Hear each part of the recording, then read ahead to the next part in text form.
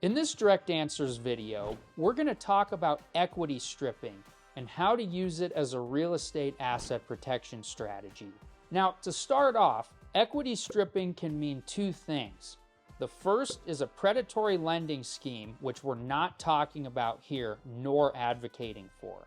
And the second meaning is a legitimate asset protection strategy that I'm about to walk you through. So what does equity stripping mean? Well, equity stripping is a process that strips away equity from your rental property. And the benefit of equity stripping is that if you use it, you appear broke to tenants in the event that they were to sue you. So how do you utilize this equity stripping strategy? Well, first of all, it involves using two LLCs. The first LLC holds title to the property, and the second LLC is formed for the purpose of lending money to the first LLC. What happens here is that the second LLC extends a line of credit to the first LLC. And the benefit here is that the first LLC is free to utilize that line of credit as much or as little as they possibly want to. So this is not like a loan where you borrow money and then you pay back principal and interest. This operates more like a HELOC, where the first LLC is free to utilize the line of credit as much or as little as they want to.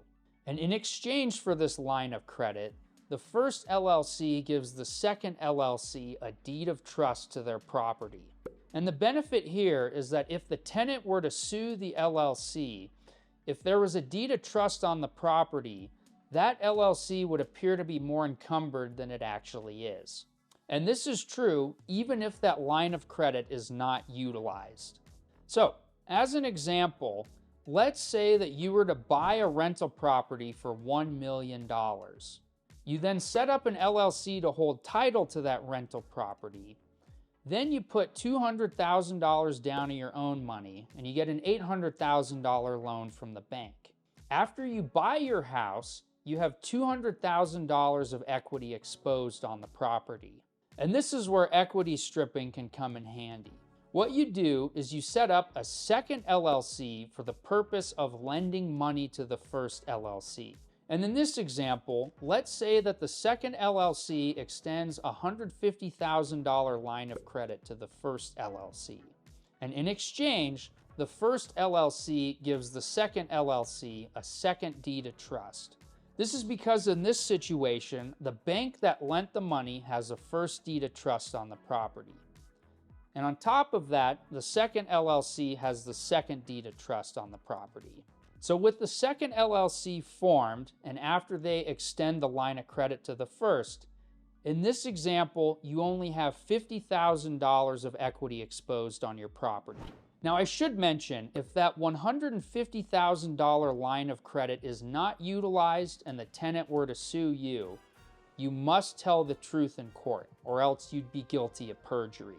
But if you have that second line of credit in place and the tenant were to sue the LLC would appear to be more encumbered than it actually is. So when is it beneficial to employ equity stripping as a strategy? Well, the first is when the LLC has a lot of equity in it and you want to shield that from creditors. And the second situation is when you bought the property in cash and the property's not encumbered by any other loans. I also have a new book called The 5 Tricks to Teach Your Kids About Money. You can download the book for free by clicking the link in the description below. If you're looking to start a business, you can schedule a free 15-minute consultation with us at Corporate Direct by also clicking the link in the description below. And as always, please make sure to like, subscribe, leave a comment, and turn on that notification bell. And I should warn you, the contents of this video are not legal advice and no attorney-client relationship has been formed.